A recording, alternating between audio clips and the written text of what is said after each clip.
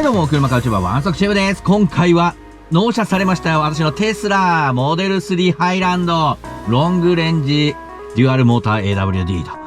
本当はそんな長くないですけど、新型モデル3、こちらのね、動画楽しみに待っててくれている方もいらっしゃると思いますんで、今日はね、納車されてもう早いもんで、もう2ヶ月経ったんですね。あんまし乗れてないですけど、いいとこ悪いところ見えてきましたんで、それらをね、ちょっとレポートしながらドライブしていきたいと思います。それでは、行ってきましょう。これね、ほんとやっぱね、便利だなと思ったのは、やっぱスマホが鍵代わりになるって、最近のね、車どれでもなりますけど、テスラはね、いち早くそういうのを導入してましたよね。で、私、鍵多すぎる問題があるんで、一応ね、財布にカードキーも入れてますけど、カードキーがなくても、カバンとかをね、他の場所に置いてても、スマホだけで、ふらっと車乗れるのはね、いいですよね。で、乗ったらですね、特に何をすることもなく、このブレーキを踏むと、もう、システムが起動してて、このね、画面を上にスライドさせると、発進すると。で、これね、スライドさせなくても、アクセルを踏めば、発進する設定もあるんですよ、実は。このペダル&ハンドルのところでですね、オートシフトアウトオブパーク、ベータ版っていうのがありますが、パーキング状態でドアが閉まっていて、運転席のシートベルトが付けていればですね、ブレーキをかけると自動的に D または R にシフトしますっていうモードもあるんですよ。だから後ろに壁があったら前にしか進めないし、前に障害物があったら後ろに進むんだなって車の方で判断して、自動で、進み始めるっていうの機能があります。じゃあちょっとこれオンにしてやってみましょうかね。注釈が出ましたね。現在、使用段階ですって。センサーに基づいて、選択されるということなんで、このね、スライドするシフトに使い慣れてる方がやってくださいよっていうことなんですが、一応ちょっとやってみましょう。じゃあちょっと一回あえて P に入れて、はい。じゃあこれブレーキを踏んで、そしたら、アクセルを踏んだら、前に進みました。今、後ろが壁なんでね。このように、ハイテクな機能はあるという感じですね。面白いでしょ。だから、もはや車に乗ったら、エンジンをかけることも、シフトを入れることもなく、アクセルを踏めば走り始めると。そういうユニークな車になってます。いや、これは、面白いですね。良いか悪いかはわかんないけど面白いです。そして、納車されて2ヶ月ほどね、ちょいちょい運転してはいるんですけど、まだまだ走行距離がですね、そんなに走ってないですね。で、今実際自分が何キロ走ってんのかとか、ドライブインフォメーションとかは正直探す。一番探すのが時計ね。この画面見て時計が今どこにあるのかってパッてわかる人いますかね？ここにめっちゃちっちゃく出てるんですよ。もっとでっかく表示してもいいでしょうによって思うぐらい時計が小さいという感じになっています。これこんだけね、先進的な見た目だったら、時計のウィジェットとか登録できたりとかすればいいのになって思うんですけど、そういう機能はないんですかね。こんだけ画面広いんで、いろいろカスタムして置いとければいいのになと思うんですけど、そういうのなさげなんですよね。で、今完全にワンペダルで完全停止までしました。で、ブレーキホールドも当然ついているという感じになっています。そんでね、以前にも説明しましたが、ウインカーレバーすらないので、ウインカーボタンですね。このステアリングについているウインカーボタンで、はい、ウインカーをして、ハザードランプはこの上にあるんですよ。これも初見殺しですね。で、シフトもないと言いましたが、これ X で投稿したら、結構プチバズってたんですけど、ここの上のですね、このハザードランプの隣のところを長押しするとですね、今ここに、PRND っていうね、このシフトのこのインジケーターがここに出ました。で、万が一モニターが死んでしまった場合には、ここの物理ボタンで操作できますよというね、ここにあるんですね。オーバーヘッドにシフトがあるという、いや、ユニークすぎるだろ、それはっていう車でございます。テスラモデル3。で、完全停止までできるワンペダルはやっぱ楽ですね。で、乗り心地はめちゃくちゃ極上。そして、静か。で、アンビエントライトもこのようにね、ついていて、ここ今赤く光ってるの見えたかな？ブラインドスポットモニターがあるんですが、それがですね、ここが、A ピラーの付け根のところが赤く光るんですね。で、点灯してない時は全く何も、表示されないような感じになるんで、ここもやっぱデザインをですね、隠すデザインになっていて、スピーカーのところに、ブラインドスポットモニターのこうインジケーターの赤く光るものが埋め込まれていると。だから光ってない時は本当あたかも何もないかのように見えるという、ブラインドスポットインフォメーションになっています。そしてですね、今ウインカーを出して車線変更したんですけど、これ車線変更でウインカーを出してですね、これスイッチじゃないですか。ウインカーレバーじゃなくて、ウインカースイッチなんで、車線変更をしたらですね、車線変更が終了したと、このカメラで認識した場合、自動でウインカーが切れるという、そういうね、賢い機能もあります。まあ、賢いのかどうかわからんけど、車線をまたいだら、ウインカーが消えるというような、仕組みになってます。まあ、これも選択できますね。うん。納車されて分かった不満点っていうのをね、今回ちょっと話していきたいと思いますが、良いところも悪いところも話していきたいと思いますが、悪いところからちょっとじゃあ話していきますかね。テスラ納車されて、もうめっちゃワクワクしてて、で、もうこのね、プロダクトに乗るっていうこと自体が、まあもうゴールみたいなところがあるわけですよ。もうこれが納車されて乗ったら、これが楽しいっていう、その、新しいおもちゃを得た時のような、Apple Watch とか iPhone とかを初めて手にした時のようなワクワク感がある、まあ車、デバイスと言っていいかもしれないですが、ものなんですけど、もっと先進的かと思っていたっていうところは若干あります。もう昨今車に求められるような安全装備運転支援とかはもう当然入ってるんだろうな。なんか手放し運転で自動運転とかが実装されるぐらいだから、そういう安全装備は全部入ってんだろうなって思ってたんですけども、そこまでではなかったって感じですね。例えば、まあ一番困ってるというかないんだって思ったのが、360度カメラがないんですよ。で、一応このね、なんかこの CG みたいなので、一応自車を上から見た画面に、ギアを R に入れるとなるんですけど、それもぐりぐり回せるんですけど、いや、カメラの方が分かりやすいだろうよって普通に思いますね。CG で車再現されても、なんか、壁とか塀とかは、やっぱりちゃんとリアルな画像で見た方が分かりやすいですし、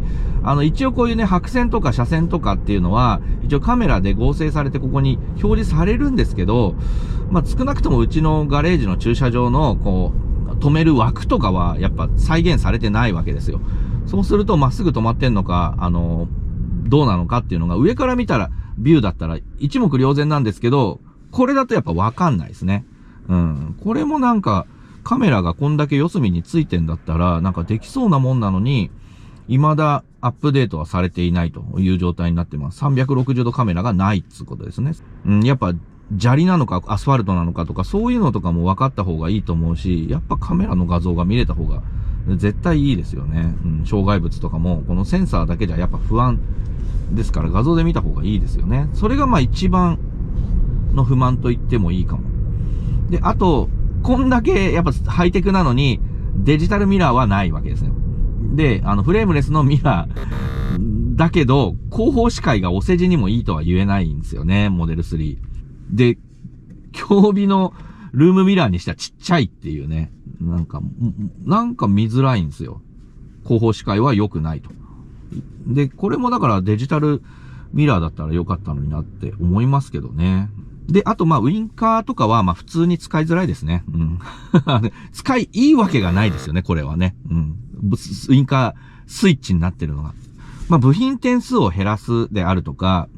そのデザインのシンプルさを際立たせるという意味では、もうデザインを優先したといえば、まあこのウインカースイッチっていうのは、それを許容できる人がまあテスラを買うっていうことだとは思うんですけども、まあ私は許容して買ってるからいいけど、使いやすいかって言われたら絶対使いづらいですから、もうこれはもう我慢して乗るっていうことですね。もうテスラの心得としてはこのウインカーを享受せよっていうことですね。心臓を捧げようってことです。ウインカーレバーを捧げようってことで、これはもう我慢して乗るしかないです。まあどういう時に不便かっていうと、まあ普通に、まあ通常状態から不便ではあるんですけど、ハンドル切ってからウインカーを入れようとした時に、まあわかんないですよね。どっちを押していいのか。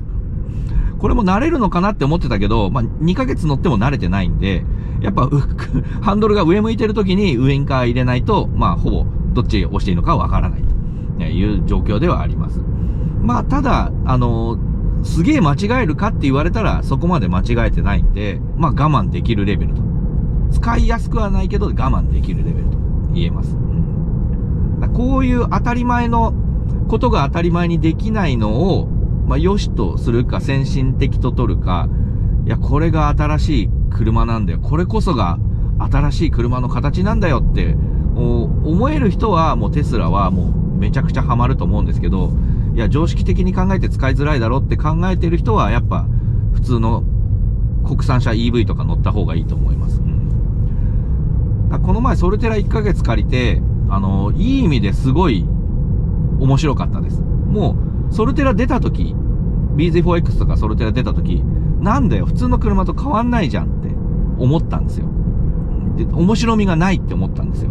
やっぱテスラとかの方が全然先進的だよねって思ってたんですけど、いざ両方ある状態で、乗り比べてみると、あれソルテラ使いやすいぞみたいなところがあってですね。テスラの方が新しくて先進的だけども、使いやすいかって言われると使いづらいんですよ。このモニターに全部集約されてて、時計がこんなちっちゃいとかね。こういうところとか、あと360度カメラはないでしょ。で、リアミラーカメラもないくて、後方しか良くないでしょ。そういう、いろいろ我慢して乗らなきゃいけない部分を、許容できるんであればテスラはいいけど、普通に考えたら、ソルテラの方が、使いやすかったは使いやすかったんですよ。何の変化もないけどね。面白みはないけど、使いやすかった。で、もっと言えばですね、このハイランドになったからテスラもすごく良くなってる部分もあってですね、例えばシートベンチレーションも今回、モデル3にもついたんですよ。なんと。すごいよね。そういう意味でも、本当ハイランド買ってよかったなって思うんですけど、そうじゃなくても私欲しい車としてずっとモデル3は欲しいなって思ってたんで、買ってよかったな、いいタイミングで買ったなっていうのがもう正直な感想。なんですけど、シートベンチレーション、シートヒーター、ステアリングヒーターもある。後席のシートヒーターもついてる。で、後席のリアモニターまでついちゃった。YouTube まで後席で見れちゃうっていう、いろいろ先進的な感じがあってですね、それはほんとめっちゃワクワクするんですけど、でも実はソルテラも1ヶ月乗ってみたらですね、あれ便利だなって思うことも結構あって、メーターが見づらいとかはあるけど、でもSOC がね、初期モデルではバッテリー残量がね、パーセントで表示されないなんて、そんなことあるかいって思うような使いづらさがあったけど、それも実は年次改良とかでどんどん良くなっていってですね、あと急速充電が1日に2回しかできなかったんですよ、今まで。EV でそんなことあるかいって思うんですけど、それも4回まで急速充電できる回数も増えたりとか、あと最新版のソルテラではですね、もう散々メーターが見づらいって言われてたんで、円形の小径ステアリングからヨークステアリングみたいなね、非1000円の、楕円形みたいなね、ステアリングもようやく採用されたと。あれもだから、採用されたから見栄えも良くなって、なんか先進感もだんだん出てきたし、良くなってますよね、ソルテラ。で、シートヒーター、シートベンチレーション、リアのシートヒーターついてるでしょ。で、さらにプロアクティブドライビングアシストっていうね、昨今のトヨタのね、安全装備ついてますよね。事故らないように車の方でいろいろやってくれるっていうのがプロアクティブドライビングアシストなんですけど、そういうのも実はソルテラについてたし、あれ今、2024年モデルはなんかアドバンスドライブもついたんだったっけな。そういう安全装備も運転支援とかね、もう結構ソルテラ充実してるんですよ。で、走りも良かったんですよね。だから、なんだよ、変わらねえじゃねえかいって思ってたけど、実際に使ってみたら使いやすかったというところがあります。そして今ね、有料道路に案内してくれますが、こういうね、割り込み表示は出ますね、テスラでも。これはなかなか見やすいんじゃないでしょうか。で、テスラ新型モデル3はですね、どんどんアップデートされてってます。で、このなんか、360度カメラみたいなものも、なんかソフトウェアアップデートで、実装されるとかっていう噂があったり、あとは、アダプティブハイビームも、それも実はそのマトリックスヘッドライトって言われるような、先行車対向車の部分だけを遮光してくれるようなアダプティブハイビームもソフトウェアアップデートでなんか実装されるみたいですね。さあ、ここから高速なので、せっかくなんでね、テスラ乗ってよかったなって思うところはですね、加速、これがですね、デフォルトだとコンフォートになってます。これを標準にするとどういうことが起きるかというところなんですが、今ここね、後ろからもう車来てなくて、前も車いなくて、めっちゃ見通しのいいところなんで、ちょっとね、加速、床まで踏んでみたいと思います。それでは行きますよ。レディー、セット、ゴー。おー気持ち悪い。ダメだ、これは。脳が震えますよ。ペテルギウス・ロマネ・コンティみたいになっちゃいましたけど、オートハイビームも起動しました。これでもアダプティブにはまだ私のやつなってないですね。いや、しかし加速がやべえな。0-100ちなみに 4.4 秒ということで、下手なスポーツカーよりめちゃくちゃ速いです。これコンフォートで踏んでも速いなと思ってたけど、これ標準の状態にしたら、いわゆるスポーツモードみたいなもんですけど、これで踏んだ時の加速はやべえっすよ。いやーもう気持ち悪いぐらい加速が強いですね。踏んでっから脳が置いてかれる。脳が震える。ああ震えるっていう感じですね。じゃあちょっとここもあんまり飛ばすとね、よろしくないんで、あんまりは踏めないですけど、ちょっと後ろも車も近づいてくるので、ちょっとまた加速してみましょうかね。再加速。おお速い。速すぎる。速すぎるでしょう。これはちょっとね、やみつきですね。これの気持ちよさでテスラ買ってよかったかなって思うところですね。この加速のドンとくる鋭さは、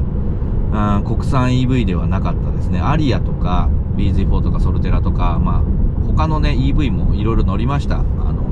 アバルトのね、500e とかね、いろいろ乗りましたけど、やっぱここまで暴力的に速い加速をするのはやっぱテスラぐらいですね。他のは常識的に危なくない範囲でこう制御されてる感じはありますけど、これは普通にヘッドレストに首つけてないと助手席の人から怒られるパターンですね。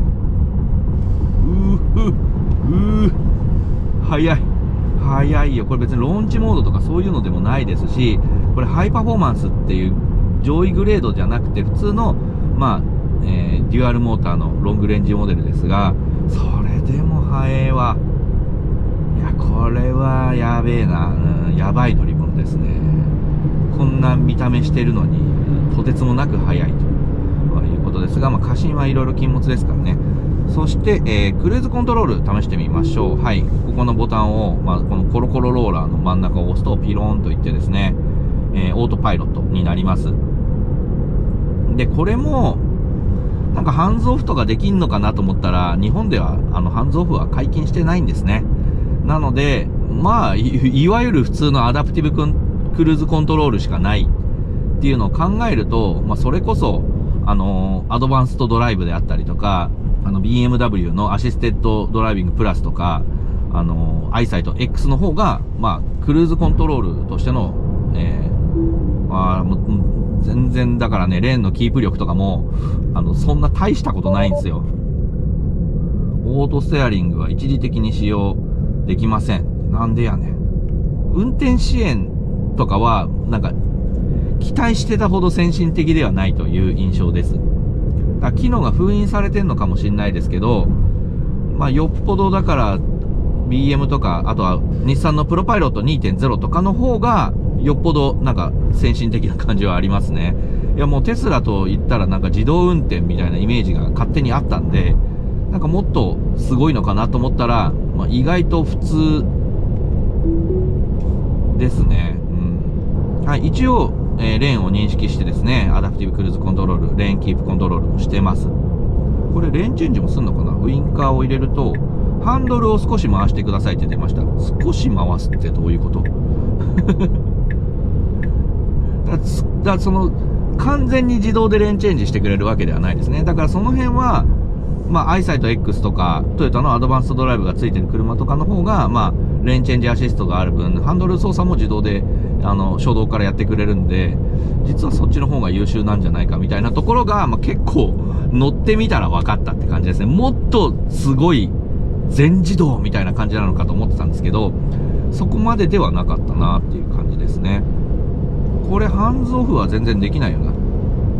なんかでもハンズオフしてても何も言われねえな。やっ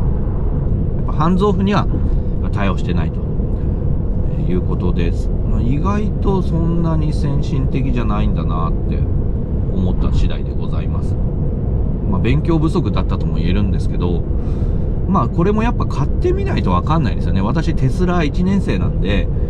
テスラの皆さんからしたらそんなの当たり前だろうよって言われるかもしれないんですけど、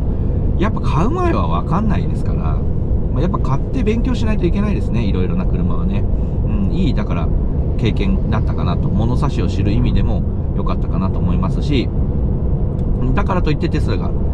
ダメっていうことでは全然ないです。楽しい乗り物、新しい乗り物という感じはします。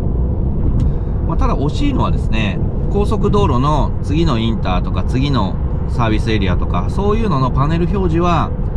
やっぱりテスラでも出ないと。これはなんか海外ではそろそろなんかアップデートで実装されつつあるというのがテスカスさんとかの情報で、私も勉強中なんですけど、され始めつつあるということだったんで、日本にも入ってくるといいなって。あれやっぱないと困りますよね。次のインター、その次のインター、サービスエリア、トイレ休憩どこで行こうって、皆さんロングドライブの時とかはそういうのを頼りにすると思いますが、そういうのがね、わからないっていうのは、テスラに限らずですけど、輸入車最近そういうのが表示されなくなってってますよね。ボルボとかもそうですけど、BMW とかフォルクスワーゲンとかもそうですよね。その辺は、このテスラも同様という感じですね。はい、今ですね、首都高5号線を走ってるんですけども、オートパイロットで走ってみました。で、今、渋滞のようなシーンなんですけど、渋滞追従のクルーズコントロールの精度は、正直あんまり良くないですね。なんかもうギッタンバッコンしちゃいますね。微低速でのクルーズコントロールの精度は、ライバルの他の車の方がいいですね。なんか、ゆるゆるっと走ってんのになんか急ブレーキみたいになっちゃったりとか、今自動で追従始まりましたけど、なんかね、ちょっと、こういう微低速時の、クルーズコントロールの精度自体が、やっぱりちょっと、最新の国産車とかに比べると、意外となんか苦手なんだなっていう発見ですね。もっとすごい良いのかなっていう風に期待をしてたんですけど、意外とこう、ギッタンバッコンするような、加減速になってますね。これもやっぱ、いろいろ乗ってみないとわかんないもんですね。で、そして先日ですね、初めて、バッテリーが結構ギリギリのところまで走りまして、スーパーチャージャーで充電してみました。いやー、あれは結構確かにシステムとしては画期的っていうか、こういうインフラがあれば、テスラ乗ろうって思えるぐらいのインフラになってますね。で、バッテリーがなくなってきたら充電スポット探しますかみたいな提案もしてくれて、で、スーパーチャージャーを目的地にすると、目的地に到着するまでにですね、バッテリーを温めるっていう、こう予備動作みたいなのが始まるわけですね。これ何が始まったのかなってびっくりしたんですけど、なんかふわーってすごい音がしてですね、なんかボンネットとかから湯気が出たりとかするみたいなんですけど、私は幸いそういうことはなかったんですが、要はバッテリーを温める予備動作をするわけですね。要は充電を始めた時に、バッテリーが冷えてる状態だと、あんまり電気が入っていかないわけなんですよ。で、それを、あらかじめスーパーチャージャーの目的地に到着する前に、バッテリーを温めておくと、車の方で。その分電力が使いますけど、それでバッテリーの温度を上げておくことで、スーパーチャージャー挿した時に、もう最大の充電量が発揮できるというような、この予備動作みたいなのがあって、めちゃくちゃ賢いなと思ったんですけど、で、テスラではですね、15分で270キロ分の充電ができるという風に歌ってましたが、本当にそのぐらい充電されましたね。で、一回私そのスーパーチャージャーでもう 10% 以下ぐらいまでバッテリーが減った状態で、スーチャーに到着したんですけど、本当に15分で270キロ分ぐらい走れるぐらいのバッテリーが、溜まりまして、で、30分で、満充電の 80% ぐらい、400キロぐらい走れるぐらいまで、もう残りね、10% 未満の状態から、30分の急速充電で、400キロまで復活したというので、これだったら確かになんかマンション暮らしとか、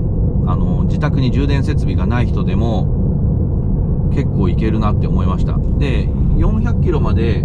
充電する30分のスーパーチャージャーの充電料金で4000いくらとかでしたね。だからこれもなんか値上がったそうです。一昔前までは半額ぐらいだったそうなんです。スーパーチャージャーの利用料金が。だからテスラの方とかも自宅に充電設備がない方でもスーパーチャージャーで、月に1回2回とか、30分充電すれば全然持つっていうような、使い方をされている方もいたそうなんですが、ちょっと料金が値上がってしまった関係もあってですね、それは前からね、テスラ使われてる方々としては不満というふうに、言われてましたね。で、テスカスさんのね、YouTube とかも見ていただければと思うんですけども、テスカスさんの X だったかななんかで、検証されてましたが、道の駅とかの急速充電をゲストで使うのと、テスラのスーパーチャージャーで使うのと、どっちが安いかみたいなのやってましたが、実はあんまり変わらないどころか、場合によっては、ゲストの高い充電料金を使ってでも、道の駅とかで充電した方が安いかもみたいな検証結果が出てて、ちょっと衝撃だったんですけど、だか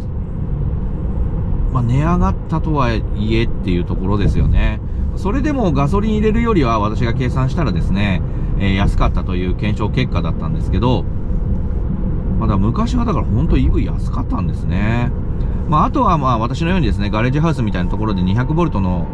充電ができるのであれば、夜間とかの安い、時間に予約充電とかもできますし、そもそもね、200V で、充電していけば安いですから、スーパーチャージャーとか、あと急速充電とかでわーっと入れるよりは、バッテリーにも優しく、かつ、安いですから、そういう使い方をしてればですね、料金も安いし、全く不満はないんですけど、ただ出先に行った時ですよね。だから今度、暖かくなったらですね、こちらのモデル3を借り出して、ちょっとロングドライブとかもね、行ってみたいかと思いますので、それもね、バッテリーマネジメントどうなるのよっていうのもね、ちょっと楽しみにしていただければと思います。さあ、こういう合流加速でもドヒュンと出ると。いや、これは気持ちいいですね。これは気持ちいいですね。これはいいですね。で、走りはね、めちゃくちゃいいです。で、あと、音めちゃくちゃいいですね。特に、ロングレンジはですね、なんかスピーカー17個ぐらいついてるということで、もう、いろんなところにスピーカーがついてるんですけど、もう音響に関してはね、相当素晴らしいですね。いつも聴いてる音楽が、こういう中低音の裏メロ流れてたのみたいなのが発見できるぐらい、めっちゃ音いい。これのために、テスラ買ってもいいかもっていうぐらいですね。で、今回のハイランドっていうビッグマイナーした、モデル3はですね、フロントのドアだけじゃなくてリアガラスとかも、あとルーフとかもアコースティックガラスという遮音ガラスになっているということで、より静かになってますから、そういうね、オーディオシステムを楽しむのに最適な環境になっていると。あとはね、そのスーパーチャージャーとかで充電してる際に、このめちゃくちゃでかいね、このモニター15インチとかって言ってましたっけ？すごいでかいモニターで、映像コンテンツを楽しむことができるわけですよね。YouTube とか、最初から入ってますから、それで、いい音で楽しむこともできるという、こうね、充電の待ち時間っていうのも、こう、豊かにしてくれますよね。本を読んだりとかするんでも、こういうね、上のダウンライトで見てもいいし、いいなんかね、音楽で流してもいいし、これ確か焚き火の絵とかもね、なんかね、お遊び、機能とかであったと思うんで、そういうのでね、やってもいいとも思いますしね。はい。ということで、テスラモデル3、ハイランド、ロングレンジデュアルモーター、納車2ヶ月の、良かった点、不満な点、レポートしてみましたけれども、いかがだったでしょうか。いろいろだから、実は使いづらいところっていうのが結構あったけど、それを許せるこう車の魅力みたいなところがあってですね、スタイリングも含め、内装のこの